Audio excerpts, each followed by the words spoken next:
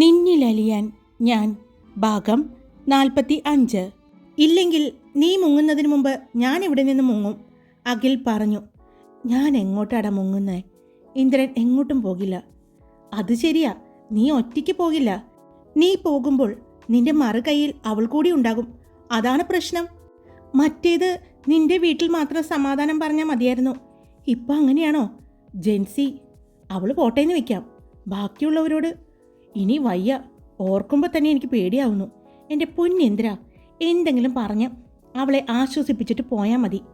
എനിക്ക് എൻ്റെ പെങ്ങളെപ്പോലെ അവളുടെ സങ്കടം കാണുമ്പോൾ എനിക്ക് വല്ലാതെ വിഷമാകും. അതുകൊണ്ട് നീ അവളോട് പറഞ്ഞ് മനസ്സിലാക്കി അവളുടെ സമ്മതം കിട്ടിയിട്ട് പോയാൽ മതി, അഖിൽ പറഞ്ഞു. നീ പറഞ്ഞത് ശരിയാണ്. അത് ഇന്ദ്രനും സമ്മതിച്ചു. അന്ന് ഇന്ദ്രൻ ഡിന്നർ പാർട്ടിയെല്ലാം കഴിഞ്ഞ് വന്നപ്പോൾ ലേറ്റായിരുന്നു. അവൻ വരുന്നത് വരെ അവൾ അവനെ കാത്തിരിക്കുന്നുണ്ടായിരുന്നു. ഇന്ദ്രൻ അവൻ്റെ കയ്യിൽ താക്കോൽ ഉപയോഗിച്ച് ഡോറ് തുറന്ന് അകത്തേക്ക് കയറിയപ്പോൾ കാണുന്നത് ഊഞ്ഞാൽ കട്ടിലിൽ കിടന്ന് പാട്ട് കേട്ടുകൊണ്ടിരിക്കുന്ന പാർവതിയാണ്. അവൻ അവളുടെ അടുത്തേക്ക് ചെന്നു. അവൾ ഒന്നും അറിയാതെ പാട്ടിൽ മുഴുകി ആസ്വദിച്ച് കിടക്കുകയാണെന്ന് അവന് മനസ്സിലായി. അവൻ അവളെ തന്നെ നോക്കി നിന്നു. അവൻ്റെ ഉള്ളിൽ ചെറിയൊരു വിഷമമുണ്ടായിരുന്നു. എങ്ങനെയാണ് താൻ നാളെ പോകുന്ന കാര്യം അവളോട് പറയുന്നത് എന്നോർത്ത്. പാട്ടിൽ മുഴുകിയിരുന്നാലും അവൻ്റെ സാമീപ്യം അറിഞ്ഞതുപോലെ അവൾ കണ്ണു തുറന്നു. അപ്പോഴാണ് തന്നെ നോക്കി നിൽക്കുന്ന ഇന്ദ്രനെ അവൾ കണ്ടത്. അവൾ വേഗം തന്നെ എഴുന്നേറ്റു. കുറേ നേരമായോ ഇന്ദ്രേട്ടൻ വന്നിട്ട്? അവൾ ചോദിച്ചു. ഇല്ല, ഞാൻ ഇപ്പോൾ വന്നതേയുള്ളൂ, അവൻ പറഞ്ഞു. എന്നിട്ട് എന്നെ വിളിക്കാഞ്ഞതെന്താ? അവൾ ചോദിച്ചു. ഞാൻ നോക്കുമ്പോൾ എൻ്റെ പെണ്ണ് നല്ല ആസ്വദിച്ച് പാട്ട് കേട്ടുകൊണ്ടിരിക്കുന്നു. കൈകൊണ്ടും കാലുകൊണ്ടും താളം പിടിക്കുന്നു. അതിങ്ങനെ നോക്കി നിന്നതാണ് ഞാൻ, അവൻ പറഞ്ഞു. മതി കളിയാക്കിയത്. വന്ന് ഫ്രഷായിട്ട് വാ. ഇന്ദ്രേട്ടൻ എന്തെങ്കിലും കഴിച്ചായിരുന്നോ? അവൾ ചോദിച്ചു. ഞാൻ കഴിച്ചു. പാറു കഴിച്ചോ? അവൻ ചോദിച്ചു. ഞാൻ അവിടെ നിന്ന് കഴിച്ചിട്ടാണ് വന്നത്, അവൾ പറഞ്ഞു. എന്നാ വാ, ഇപ്പം തന്നെ സമയം ഒരുപാടായി. അവൻ അവളെയും ചേർത്ത് പിടിച്ച് ബെഡ്റൂമിലേക്ക് നടന്നു. അവൻ ഫ്രഷായി വന്നപ്പോഴും അവൾ അവനു വേണ്ടി കാത്തിരിക്കുന്നുണ്ടായിരുന്നു. ഉറങ്ങിയില്ലേ? അവൻ ചോദിച്ചു. അവൻ സമയം നോക്കിയപ്പോൾ സമയം 1 മണി കഴിഞ്ഞു, അവൻ പറഞ്ഞു. അല്ലെങ്കിലും ഇന്ദ്രേട്ടൻ എന്നെ ഉറക്കുന്നത് ഈ സമയത്താണല്ലോ, അവൾ പറഞ്ഞു. അത് കേട്ടതും ഇന്ദ്രൻ തല തോർത്തിക്കൊണ്ടിരുന്ന ടവൽ മാറ്റിക്കൊണ്ട് അവളുടെ അടുത്തേക്ക് വന്നു. എന്താ പറഞ്ഞത്? അവൻ ചോദിച്ചു. ഞാനൊന്നും പറഞ്ഞില്ലല്ലോ, അവൾ പറഞ്ഞു. ഞാൻ കേട്ടല്ലോ പറഞ്ഞത്. അത് ചിലപ്പോൾ ഇന്ദ്രേട്ടന് തോന്നിയതായിരിക്കും. എനിക്ക് തോന്നിയതാണോ എന്ന് ഞാൻ കാണിച്ചു തരാം എന്ന് പറഞ്ഞ് അവൻ അവളുടെ മേലേക്ക് വീണു. പിന്നീട് അവിടെ പാർവതിയുടെ ചിരിയും സമയം കടന്നു പോകും തോറും ശീൽക്കാര ശബ്ദങ്ങളും ആ മുറിയിൽ തങ്ങി നിന്നു. കുറേ സമയങ്ങൾക്ക് ശേഷം ഇന്ദ്രൻ്റെ നെഞ്ചിൽ കിടന്ന് പാർവതി എന്നത്തെയും പോലെ തളർന്നു കിടന്നു. രാവിലെ അവൾ എഴുന്നേറ്റ് അവർക്കുള്ള ഡ്രൈ ഫ്രൂട്ട് സ്മൂത്തിയും കുടിച്ച് ഇന്ദ്രനുള്ളതും ഉണ്ടാക്കി വെച്ച് അവനെ വിളിക്കാനായി എഴുന്നേറ്റ് ചെന്നപ്പോഴാണ് അവൻ കണ്ണ് തുറന്ന് കിടക്കുന്നത് കാണുന്നത്. എന്തുപറ്റി സാർ? ഒരുപാട് ആലോചനയിലാണല്ലോ. എന്താ എഴുന്നേറ്റിട്ട് ഫ്രഷ് ആവാൻ പോകാതിരുന്നത്? അവൾ ചോദിച്ചു. ഒന്നുമില്ല, ചുമ്മാ ഇങ്ങനെ കിടന്നു, അവൻ പറഞ്ഞു. അല്ലല്ലോ, എന്തോ ഉണ്ടല്ലോ എൻ്റെ ഇന്ദ്രേട്ടൻ്റെ മനസ്സിൽ, അവൾ പറഞ്ഞു. അവൻ അവളെ തന്നെ നോക്കിക്കിടന്നു. എന്തുപറ്റി? ഇന്ന് ജിമ്മിൽ പോകുന്നില്ലേ? അവൾ ചോദിച്ചു. ഇല്ല, ഇന്ന് എന്തോ പോകാൻ തോന്നുന്നില്ല. ഇന്ദ്രേട്ടന് വയ്യായ്ക്ക് വല്ലതുണ്ടോ? അവൾ ചോദിച്ചു. ഇല്ലടാ, എനിക്ക് കുഴപ്പമൊന്നുമില്ല. അവൾ അവൻ്റെ നെറ്റിയിൽ കൈവച്ച് നോക്കാൻ പോയതും അവൻ ആ കയ്യിൽ കയറി പിടിച്ചുകൊണ്ട് പറഞ്ഞു. പാറു, ഉച്ചയ്ക്ക് ലഞ്ച് കഴിക്കാൻ ഞാനുണ്ടാകും. അതുകൊണ്ട് എനിക്കുള്ള ഭക്ഷണം ഉണ്ടാക്കണം, അവൻ പറഞ്ഞു. അതിനെന്താ, ഞാൻ ഉണ്ടാക്കാലോ. എന്നാ ജിമ്മിലൊന്നും പോകുന്നില്ലെങ്കിൽ കുറച്ച് നേരം കൂടി കിടന്നോ, അവൾ പറഞ്ഞു. ഞാൻ കിടക്കാം, പക്ഷെ കൂടെ നീയും കിടക്കണം എന്ന് പറഞ്ഞ് അവൻ അവളുടെ അടുത്ത് തന്നെ കിടത്തി. ഇന്ദ്രേട്ടാ, എനിക്കങ്ങോട്ട് പോകണ്ടേ? അവൾ ചോദിച്ചു. കുറച്ച് സമയം കൂടി എൻ്റെ അടുത്ത് കിടക്ക്, അവൻ പറഞ്ഞു. അവൻ അവളെ ചേർത്ത് പിടിച്ച് കിടന്നു. പതിയെ അറിയാതെ അവൻ ഉറക്കത്തിലേക്ക് പോയി. പാർവതി അവൻ എഴുന്നേക്കുന്നത് വരെ അവിടെ കിടന്നു. 7 മണി കഴിഞ്ഞപ്പോഴാണ് ഇന്ദ്രൻ കണ്ണ് തുറന്നത്. കണ്ണ് തുറന്നപ്പോൾ അവനെ നോക്കി പാർവതി കിടക്കുന്നത് കണ്ടു. പാറു, സമയത്രേ? അവൻ ചോദിച്ചു. 7 മണി കഴിഞ്ഞു, അവൾ പറഞ്ഞു. അപ്പോൾ പാറുവിന് പോകണ്ടേ? അവൻ ചോദിച്ചു. കുഴപ്പമില്ല, ഞാൻ മാനേജ് ചെയ്തോളാം, അവൾ പറഞ്ഞു. അവൻ അവൻ്റെ കൈ അവളുടെ കവിളിൽ വെച്ചു. അതെ, ഈ സമയം വരെ എനിക്ക് മാനേജ് ചെയ്യാൻ പറ്റും. ഇനി അങ്ങോട്ട് പോയാൽ മാനേജ് ചെയ്യാൻ പറ്റില്ല കേട്ടോ. അതുകൊണ്ട് ഞാൻ കോഫി ഉണ്ടാക്കി വെച്ചിട്ടുണ്ട്. പിന്നെ ബ്രേക്ക്ഫാസ്റ്റായിട്ട് സ്മൂത്തിയും എഗ് ഓംലേറ്റും ഉണ്ടാക്കി വെച്ചിട്ടുണ്ട്, അവൾ പറഞ്ഞു. എന്നാ ഞാൻ അങ്ങോട്ട് പോയിക്കോട്ടെ? അവൾ ചോദിച്ചു. അവൻ അവളുടെ നെറ്റിയിൽ ഒന്ന് ചുംബിച്ചു. അവളും തിരിച്ച് അവൻ്റെ നെറ്റിയിൽ ചുംബിച്ചു. അവൾ അവരുടെ അപ്പാർട്ട്മെൻറ്റിലേക്ക് പോയി. ഇന്ദ്രന് ഇന്ന് പോകേണ്ട തിരക്കായിരുന്നു. അപ്പാർട്ട്മെൻറ്റിൽ നിന്നും ഇറങ്ങിയപ്പോൾ അവൻ വിളിച്ചിരുന്നു. ഓഫീസിലേക്ക് പോവുകയാണ് എന്ന് പറഞ്ഞു. ഇന്ന് നീതുവും അരുണും രാജേഷും രമേശും കൂടി എന്തൊക്കെയോ വാങ്ങാനുണ്ടെന്ന് പറഞ്ഞ് പുറത്തേക്ക് പോയി. പാർവതിയും ജെൻസിയും മാത്രമായിരുന്നു അപ്പാർട്ട്മെൻറ്റിൽ. അവൾ ഇന്ദ്രൻ്റെ അപ്പാർട്ട്മെൻറ്റിലേക്ക് പോയി. അവിടെ ഉച്ചയ്ക്ക് ഇന്ന് ലഞ്ച് കഴിക്കാൻ അവൻ വരും എന്ന് പറഞ്ഞതുകൊണ്ട് ഭക്ഷണം ഉണ്ടാക്കുന്ന തിരക്കിലായിരുന്നു. രാവിലെ പാർവതി ഡ്രൈവറെ വിട്ട് ഫിഷും അത്യാവശ്യം മീറ്റും വാങ്ങിയിട്ടുണ്ടായിരുന്നു. അവൻ വരുന്നതിന് മുമ്പ് തന്നെ അവൾ എല്ലാം റെഡിയാക്കി വെച്ചു. 1 മണി കഴിഞ്ഞതും ഇന്ദ്രൻ അപ്പാർട്ട്മെൻറ്റിലേക്ക് വന്നു. അവിടെ പാർവതിയെ കണ്ടതും അവൻ്റെ മുഖം വിടർന്നു. എന്നാൽ അപ്പോൾ തന്നെ ആ മുഖത്ത് ഒരു സങ്കടവും വന്നു. എത്തിയോ? ഇനി പോകുന്നുണ്ടോ ഓഫീസിൽ? അവൾ ചോദിച്ചു. ഇല്ല, ഇനി ഇപ്പോൾ പോകുന്നില്ല. എന്നാ ചെന്ന് ഫ്രഷ് ആയിട്ട് വാ, ലഞ്ച് റെഡിയായിട്ടുണ്ട്, അവൾ പറഞ്ഞു. എന്നിട്ടും പോകാതെ നിൽക്കുന്ന അവനെ കണ്ടതും പാർവതി അവൻ്റെ അടുത്തേക്ക് ചെന്നു. എന്തു പറ്റി? ഇന്നലെ തുടങ്ങിയതാണല്ലോ. എൻ്റെ ഇന്ദ്രേട്ടന് എന്നോട് എന്തോ പറയാനുണ്ടെന്ന് എനിക്ക് തോന്നി. അത് ഇന്ദ്രേട്ടന് എപ്പോൾ പറയാൻ തോന്നുന്നോ അപ്പോൾ പറഞ്ഞാൽ മതി. പക്ഷേ ഇനിയും അങ്ങനെ നിന്ന് കഴിഞ്ഞാൽ എൻ്റെ ഇന്ദ്രേട്ടൻ്റെ ഈ വീർപ്പുമുട്ടൽ താങ്ങാൻ പറ്റില്ല എന്ന് തോന്നുന്നു. അതുകൊണ്ട് കാര്യം പറഞ്ഞോളൂ. അവൾ അവൻ്റെ കൈ പിടിച്ച് സോഫയിലിരുത്തി അവൻ്റെ അടുത്ത് തന്നെ ഇരുന്നു കൊണ്ട് ചോദിച്ചു. അവൾ അവൻ്റെ മുഖത്ത് തന്നെ നോക്കിയിരിക്കുന്നത് കണ്ടതും ഇന്ദ്രൻ പാർവതിയുടെ മുഖത്ത് തന്നെ നോക്കി. പാറു, ഞാനിന്ന് രാത്രി UK പോവുകയാണ്, അവൻ പറഞ്ഞു. അത്രയും നേരം ഒരു ചെറിയ പുഞ്ചിരിയോടെ അവനെ നോക്കി നിന്ന പാറുവിൻ്റെ മുഖം മാറി. അവളുടെ കണ്ണുകൾ പെട്ടെന്ന് തന്നെ നിറഞ്ഞു. എന്താ ഇന്ദ്രേട്ടൻ പറഞ്ഞത്? അവൾ ചോദിച്ചു. അത് പിന്നെ പാറു, ഞാൻ ഇത്രയും നാളും ഒരു പ്രൊജക്റ്റിൻ്റെ ഭാഗമായി കുറച്ച് തിരക്കിലായിരുന്നു. നിന്നെ ഞാൻ ആ തിരക്കും കാര്യങ്ങളൊന്നും അറിയിച്ചില്ല എന്നേ ഉള്ളൂ. എൻ്റെ ഒരുപാട് നാളത്തെ കഷ്ടപ്പാടിൻ്റെ ഫലമായി ആ പ്രൊജക്റ്റ് നമുക്ക് കിട്ടി. അതിൻ്റെ കാര്യത്തിന് ഞാൻ UK പോവാണ്.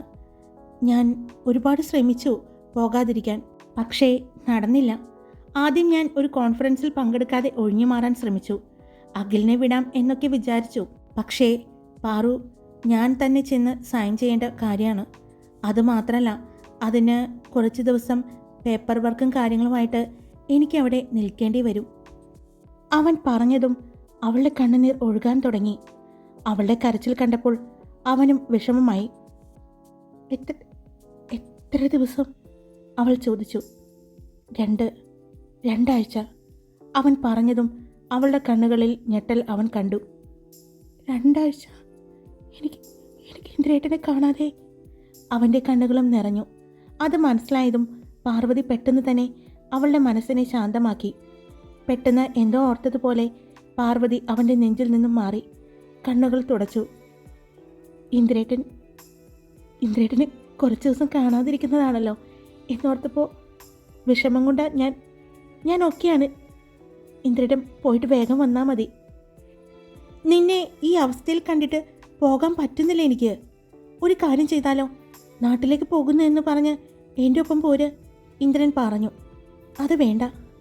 അവരെങ്ങാനും ആരെങ്കിലും വിളിച്ചാൽ അത് വലിയ പ്രശ്നമാകും. അതുമാത്രമല്ല, എനിക്കിവിടെ ഷോയുടെ കാര്യങ്ങളുമായി കുറച്ച് തിരക്കിലാണ്. ഈ ആഴ്ച കഴിയുമ്പോഴേക്കും 2nd റൗണ്ട് തുടങ്ങുകയല്ലേ. അതുകൊണ്ട് എനിക്ക് ഇവിടെ നിന്ന് മാറി നിൽക്കാൻ പറ്റില്ല. ഇന്ദ്രേട്ടൻ പോയിട്ട് വാ. എന്നെ എല്ലാ ദിവസവും വിളിക്കണം, സമയം കിട്ടുമ്പോഴൊക്കെ, കേട്ടോ? ഞാൻ വിളിക്കാതിരിക്കുമോ? എത്ര തിരക്കാണെങ്കിലും ഞാൻ എൻ്റെ പാറുവിനെ വിളിച്ചിരിക്കും, പോരെ? അത് മതി. അവളെ ചേർത്ത് പിടിച്ച് അവൻ അവളുടെ നെറ്റിയിലൊന്ന് ചുംബിച്ചു. സമയം 2 മണിയുടെ അടുത്തായി. എന്നാൽ ലഞ്ച് കഴിച്ചാലോ നമുക്ക്? പാർവതി ഇന്ദ്രനോട് പറഞ്ഞുകൊണ്ട് അവനെ കൊണ്ട് ഡൈനിങ് ടേബിളിലേക്ക് വന്ന്. നിന്റെ ഭക്ഷണം കഴിപ്പിക്കൽ കാരണം ഞാനിപ്പോൾ വെയിറ്റ് കൂടുകയാണ്, ഇന്ദ്രൻ പറഞ്ഞു. അതിന് ഇന്ദ്രേട്ടൻ രാവിലെ ജിമ്മിൽ പോകുന്നുണ്ടല്ലോ. ജിമ്മിൽ പോകുന്നുണ്ട്, പക്ഷേ അത് വേറെ പല കാര്യങ്ങൾക്കും ക്ഷീണം തോന്നാതിരിക്കാൻ വേണ്ടിയാണ്. ഞാൻ ജിമ്മിൽ പോകുന്നത്. ഇന്ദ്രൻ കുറുമ്പോടെ പാർവതിയുടെ മുഖത്ത് നോക്കിക്കൊണ്ട് പറഞ്ഞു. പതിവ് പോലെ പാർവതി തന്നെ അവന് ഭക്ഷണം വാരിക്കൊടുത്തു. ഇനിയിപ്പോൾ ഇതുപോലെ ഭക്ഷണം കഴിക്കാൻ ഞാൻ 2 ആഴ്ച കാത്തിരിക്കണമല്ലേ പാറു? ഇന്ദ്രൻ പറയുന്നത് കേട്ടതും പാർവതിക്കും സങ്കടം വന്നു. എപ്പോഴും എനിക്കിപ്പോൾ ഭക്ഷണം തരുന്നത് നീയാണ്. വളരെ അപൂർവമായ ഞാൻ പുറത്തുനിന്ന് ഭക്ഷണം കഴിക്കുന്നുള്ളൂ. പക്ഷേ നീ തരുന്ന അത്രയും രുചി ഒരു ഭക്ഷണത്തിനും എനിക്ക് തോന്നാറില്ല. അത് ഒരുപാട് മിസ് ചെയ്യും ഞാൻ. ഇന്ദ്രൻ പറഞ്ഞതും പാർവതിയുടെ കണ്ണുകൾ നിറഞ്ഞൊഴുകി. ഇപ്പോൾ എൻ്റെ പാറുവിന് കണ്ണുനീര് കുറച്ച് കൂടുന്നുണ്ട്. അതും പറഞ്ഞ് അവൻ അവളുടെ കണ്ണുകൾ തുടച്ചു കൊടുത്തു. പാർവതി അതിന് ഒന്ന് ചിരിച്ചതേയുള്ളൂ. പാറു, ഇനി സമയമില്ല. എന്താ ഇന്ദ്രേട്ടാ, വൈകിട്ടല്ലേ ഫ്ലൈറ്റ്? അതെ, ഞാൻ പോകുന്നത് വൈകിട്ട് തന്നെയാണ്. പക്ഷേ എനിക്ക് അവൻ്റെ സംസാരം കേട്ടപ്പോൾ തന്നെ പാറുവിന് കാര്യം മനസ്സിലായി. ഇന്ദ്രൻ അവളെ എടുത്തുകൊണ്ട് തന്നെ കൈ വാഷ് ചെയ്യാനായിട്ട് പോയി. അവളെ എടുത്തുകൊണ്ട് തന്നെ അവൻ അവളുടെ കൈ കഴിയിപ്പിച്ചു. പിന്നെ അവളെയും കൊണ്ട് ബെഡ്റൂമിലേക്ക് നടന്നു. പാർവതിയെ ബെഡിൽ കിടത്തി അവനും അവളിലേക്ക് അമർന്നു. ചുംബിച്ചും തൊട്ടുണർത്തിയും അവൻ അവളിലെ പെണ്ണിനെ ഉണർത്തിക്കൊണ്ടിരുന്നു.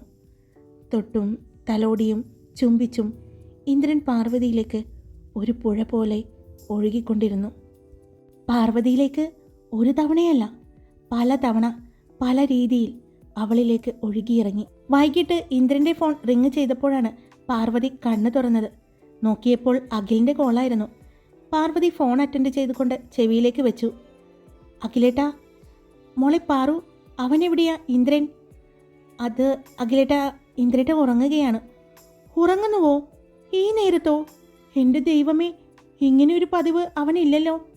അവൻ ഇതുവരെയും ഉച്ചയ്ക്ക് കിടന്നുറങ്ങുന്നത് ഞാൻ കണ്ടിട്ടില്ല. രാവും പകലും ഉറക്കമൊഴിച്ചാണ് ഇന്ദ്രൻ എന്ന ഇന്ദ്രജിത്ത് ലോകനാഥൻ അവൻ്റെ ഈ സാമ്രാജ്യം പടുത്തുയർത്തിയത്. അപ്പോൾ ഇനി കുറച്ചൊക്കെ വിശ്രമമാകാം അല്ലേ പാറു? അതിനിവിടെ വിശ്രമിക്കുകയല്ലോ. പാർവതി ഇന്ദ്രൻ്റെ തലയിൽ തലോടിക്കൊണ്ട് പതിയെ പറഞ്ഞു. അത് അഖിൽ കേൾക്കുകയും ചെയ്തു. എൻ്റെ ചെക്കനെ ചീത്തയാക്കുകയാണല്ലേ പാറു? അഖിൽ ചോദിച്ചു. അതിന് പാർവതി ഒന്ന് ചിരിച്ചതേയുള്ളൂ. മോളെ പാറു, അവനോട് ഒന്ന് എഴുന്നേക്കാൻ പറ. രാത്രി 8 മണിക്കാണ് ഫ്ലൈറ്റ്. ഒരു 7 മണിയാകുമ്പോഴേക്കും നമുക്ക് എയർപോർട്ടിൽ എത്തണം. ഞാൻ പറയാം അഖിലേട്ടാ, ആള് നല്ല ഉറക്കത്തിലാണ്. ഞാൻ എന്തായാലും വിളിക്കാം. ശരി മോളെ. ആ പിന്നെ മോളെ, എയർപോർട്ടിലേക്ക് വരുന്നുണ്ടോ മോള്? അത് ഞാൻ വരുന്നില്ല. എനിക്ക് ഇന്ദ്രേട്ടൻ പോകുന്നത്. ബാക്കി പറയാനാവാതെ അവൾ നിർത്തി. പാറു, നീ കൂടി സങ്കടപ്പെടല്ലേ. ഇന്നലെ അത് അറിഞ്ഞപ്പോൾ മുതൽ ആ ചെക്കൻ ഭയങ്കര സങ്കടത്തിലായിരുന്നു. എങ്ങനെ നിന്നോട് പറയുമെന്ന് ആലോചിച്ചു കൊണ്ടിരിക്കുകയായിരുന്നു. എങ്ങനെ നടന്ന എൻ്റെ ചെക്കനായിരുന്നു ദൈവമേ. മിക്ക ദിവസവും അവൻ ഓരോരോ രാജ്യങ്ങളിലായിരുന്നു. ഇപ്പോൾ അവന് മുംബൈ വിട്ട് പോകണ്ട എന്നാണ് പറയുന്നത്. അതിന് 2 മാസം കൂടിയല്ലേ ഉള്ളൂ. അത് കഴിഞ്ഞ പിന്നെ കേരളത്തിലായിരിക്കും. അഖിലേട്ടാ, മതി കളിയാക്കിയത്, പാർവതി കുഞ്ഞ് ദേഷ്യത്തോടെ പറഞ്ഞു. അയ്യോ, ദേഷ്യമായോ മോളെ? ഏട്ടൻ വെറുതെ പറഞ്ഞതല്ലേ.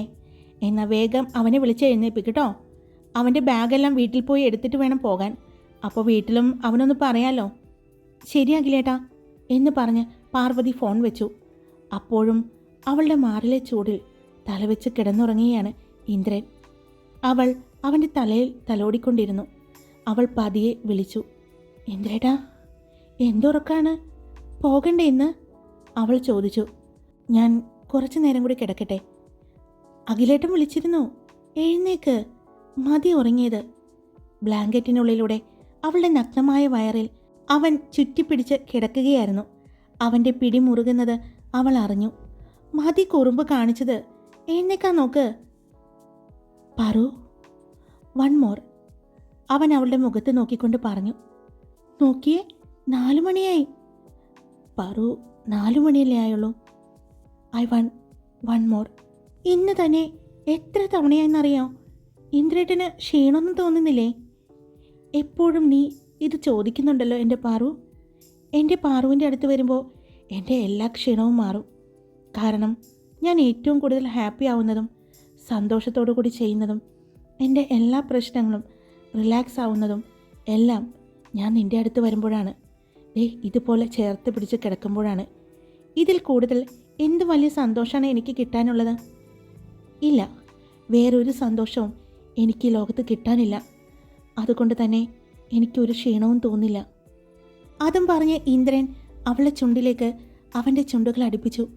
അവനെ എതിർക്കാനോ തടയാനോ നിൽക്കാതെ പാർവതി അവന് വിധേയമായി കൊടുത്തു. അവൻ്റെ എല്ലാ പരാക്രമവും കഴിഞ്ഞ് ഒരു യുദ്ധം കഴിഞ്ഞ ലാഘവത്തോടെ ഇന്ദ്രൻ വീണ്ടും തളർന്ന് അവളിലേക്ക് തന്നെ കിടന്നു. സമയം പോയി, 5:30 എഴുന്നേക്ക്. അവൾ അവനെ വിളിച്ചെഴുന്നേൽപ്പിക്കാൻ ശ്രമിച്ചുകൊണ്ടിരുന്നു. അപ്പോഴും മാറാതെ വീണ്ടും അവളെ മുറുകെ തന്നെ കെട്ടിപ്പിടിച്ചു കിടന്നു. പാറു, അവൻ്റെ ആ വിളിയിലുണ്ടായിരുന്നു അവൻ്റെ സങ്കടം. പക്ഷേ അവളുടെ സങ്കടം മറച്ചു വെച്ചുകൊണ്ട് അവൾ അവനെ കുത്തി എഴുന്നേൽപ്പിച്ചു. അവളും വാഷ്റൂമിലേക്ക് പോയി. പുറത്തേക്ക് വന്നു. ഇന്ദ്രൻ അപ്പോൾ ഡ്രസ്സ് മാറുകയായിരുന്നു. പാർവതി വേഗം ചെന്ന് കോഫി എടുത്തു. അതുമായി അവൻ്റെ അടുത്തേക്ക് വന്നു. അവൻ അവളുടെ മുഖത്തേക്ക് നോക്കി. അവളുടെ മുഖത്ത് നല്ല ക്ഷീണമുണ്ടെന്ന് അവന് മനസ്സിലായി. അതിൻ്റെ കൂട്ടത്തിൽ അവൾക്ക് താൻ പോകുന്നതിൻ്റെ സങ്കടം കൂടിയായപ്പോൾ പെണ്ണ് ശരിക്കും അവശതയായ പോലെ ഇന്ദ്രനെ തോന്നി. ഒരു കൈകൊണ്ട് കോഫി കപ്പും മറു കൈകൊണ്ട് പാർവതിയെയും ചേർത്ത് പിടിച്ച് ഇന്ദ്രൻ പതിയെ ഹാളിലേക്ക് വന്നു. ഇന്നത്തെ ദിവസം എൻ്റെ പാറു ഒരുപാട് ടയേർഡാണെന്നറിയാം. അതിന് മാത്രം ഞാനിന്ന് ബുദ്ധിമുട്ടിച്ചല്ലേ? അത് പറയുമ്പോൾ പാർവതി അവൻ്റെ ചുണ്ടിൽ അവളുടെ കൈകൾ വെച്ചു. ഇന്ദ്രേട്ടാ, ഞാൻ ഒട്ടും ടയേർഡല്ല. എന്നെക്കുറിച്ച് ഓർത്ത് ഇന്ദ്രേട്ടൻ സങ്കടപ്പെടേണ്ട. ഞാൻ ഓക്കെയാണ്. ഇന്നത്തെ ക്ഷീണമെല്ലാം എൻ്റെ പാറു 2 ആഴ്ച കൊണ്ട് തീർത്തോളണം. അത് കഴിഞ്ഞ് ഞാൻ വരുമ്പോൾ പാറുവിന് ക്ഷീണം മാറി നല്ല എനർജറ്റിക്കായിട്ട് സന്തോഷമായിട്ട് ഇരിക്കണം. വന്നു കഴിയുമ്പോൾ എന്നെ സഹിക്കാനുള്ളതല്ലേ എൻ്റെ പാറുവിന്. എൻ്റെ പാറു ഭക്ഷണമെല്ലാം കഴിച്ച് നല്ല ഹെൽത്തി ആയിട്ട് ഇരിക്കണം. ഓക്കെ? പാർവതി ഒന്ന് ചിരിച്ചുകൊണ്ട് തലയാട്ടി. ഞാൻ ശ്രദ്ധിച്ചോളാം ഇന്ദ്രേട്ടാ. ഇന്ദ്രേട്ടനും തിരക്കിനിടയിൽ ഭക്ഷണം കഴിക്കാതിരിക്കരുത്. ഭക്ഷണമൊക്കെ കഴിക്കണം. പിന്നെ സമയം കിട്ടുമ്പോഴെല്ലാം എന്നെ വിളിക്കണേ. ഞാൻ വിളിക്കാട്ടോ. അതും പറഞ്ഞ് പാർവതി ഇന്ദ്രനെയും കൊണ്ട് പൂജാമുറിയുടെ അടുത്തേക്ക് ചെന്നു. അവൾ ഇന്ദ്രനെ അവിടെ നിർത്തിക്കൊണ്ട് പ്രാർത്ഥിച്ചു. ഇന്ദ്രൻ അവളുടെ നെറ്റിയിൽ അവിടെ ഇരുന്ന കുങ്കുമച്ചപ്പിൽ നിന്നും കുങ്കുമമെടുത്ത് തൊട്ടുകൊടുത്തു. അതറിഞ്ഞതും പാർവതി കണ്ണുകൾ നിറഞ്ഞു. ഈ കണ്ണ് ഇങ്ങനെ നിറഞ്ഞിരുന്ന് കണ്ട് ഞാൻ എങ്ങനെയാ പോകുന്നത് എൻ്റെ പാറു? പെട്ടെന്ന് പാർവതി അവളുടെ കണ്ണുകൾ തുടച്ചു. ഇന്ദ്രൻ അവളുടെ നെറ്റിയിലൊന്ന് ചുംബിച്ചു. എന്നാൽ പാർവതി അവൻ്റെ ചുണ്ടിലേക്കാണ് അവളുടെ ചുംബനം നൽകിയത്. ഇന്ദ്രനും ആ ചുംബനത്തിൽ കുറച്ചു നേരം നിന്നു. അവളുടെ സങ്കടം മുഴുവനുമാണ് അവൾ ആ തരുന്നതെന്ന് ഇന്ദ്രന് മനസ്സിലായിരുന്നു. അവനിൽ നിന്നും പാർവതി അടർന്നു മാറി. പാറു, പുറത്തേക്ക് വരണ്ട. കുറച്ച് കഴിഞ്ഞ് അങ്ങോട്ട് പോയാൽ മതി. കരഞ്ഞിരിക്കുന്ന മുഖമെല്ലാം കണ്ട അവർ ചോദിക്കും. ഇന്ദ്രൻ പറഞ്ഞു. ഞാൻ കുറച്ച് കഴിഞ്ഞിട്ടേ പോകൂ അങ്ങോട്ട്. അതും പറഞ്ഞ് പാർവതി അവിടെ തന്നെ നിന്നു. ഇനി അവിടെ നിൽക്കാൻ പറ്റില്ല എന്ന് തോന്നി വേഗം തന്നെ അവൻ ഡോറ് തുറന്ന് തിരിഞ്ഞു പോലും നോക്കാതെ അവിടെ നിന്നും നടന്നുപോയി. അവൻ പോയതും പാർവതി ബെഡ്റൂമിലേക്ക് ചെന്നു. ബെഡിൽ കിടന്ന് പൊട്ടിക്കരഞ്ഞു. പെട്ടെന്ന് പാർവതിയുടെ ഫോൺ റിങ് ചെയ്തു. നോക്കിയപ്പോൾ ഇന്ദ്രനായിരുന്നു. പാറു? അവൾ പതിയെ മൂളി. പാറൂസേ, ഇങ്ങനെ കരയല്ലേ. നിന്റെ കരച്ചിൽ കണ്ടുകൊണ്ട് ഞാൻ പോകില്ല. ഇല്ല, ഞാൻ കരയുന്നില്ല. എന്നാ എൻ്റെ പെണ്ണ് വേഗം താഴേക്ക് വാ. വേഗം വരണം. ഡ്രസ്സൊന്നും മാറണ്ട. ആ സാരി തന്നെ മതി. വേഗം വാ താഴേക്ക്. ഞാൻ കാത്തു നിൽക്കുന്നു. പാർവതി വേഗം തന്നെ ഫോണുമായി ഡോറ് തുറന്ന് പുറത്തേക്കിറങ്ങി. അവിടെ ആരും കാണാതെ അവൾ വേഗം ലിഫ്റ്റിനടുത്തേക്ക് നടന്നു. ലിഫ്റ്റിൽ കയറി പാർവതി താഴേക്ക് ചെല്ലുമ്പോൾ ഇന്ദ്രൻ അവൻ്റെ കാറിൽ ചാരി ഫോണിൽ നോക്കിക്കൊണ്ട് നിൽക്കുന്നത് പാർവതി കണ്ടു. അവൾ ഓടിച്ചെന്നു. അവൻ ബാക്ക് ഡോറ് തുറന്നു കൊടുത്തു. അവളോട് കയറാൻ പറഞ്ഞു. അവൾ അതിലേക്ക് കയറി. അവളുടെ കൂടെ തന്നെ ഇന്ദ്രനും കയറി. അഖിലാണ് ഡ്രൈവ് ചെയ്തത്. ഇന്ദ്രേട്ടാ, മിണ്ടരുത്. ഞാൻ അവിടെ നിന്ന് ഇറങ്ങിയപ്പോൾ തുടങ്ങിയ കരച്ചിലല്ലേ. ഇനി നിന്നെ അവിടെ നിർത്തിയാൽ ശരിയാവില്ല എന്ന് എനിക്ക് തോന്നി. അതുകൊണ്ടാ എൻ്റെ ഒപ്പം കൂട്ടുന്നത്. എൻ്റെ ഒപ്പം എയർപോർട്ട് വരെ വന്നാൽ മതി. തിരിച്ച് അഖിലിൻ്റെ ഒപ്പം ഇങ്ങോട്ട് വരാം. അത് പറഞ്ഞതും പാർവതി അവൻ്റെ നെഞ്ചിലേക്ക് ചാഞ്ഞു കിടന്നു. അവനും അവളെ ചേർത്ത് പിടിച്ചു. ഹായ്. അപ്പോൾ കുറേ ദിവസങ്ങൾക്ക് ശേഷം സ്റ്റോറി ഇട്ടിട്ടുണ്ട്. ഇഷ്ടപ്പെട്ടാൽ ലൈക്ക് ചെയ്യണം, കമൻറ്റ് ചെയ്യണം, സബ്സ്ക്രൈബ് ചെയ്യാൻ മറക്കരുതേ. Love you all.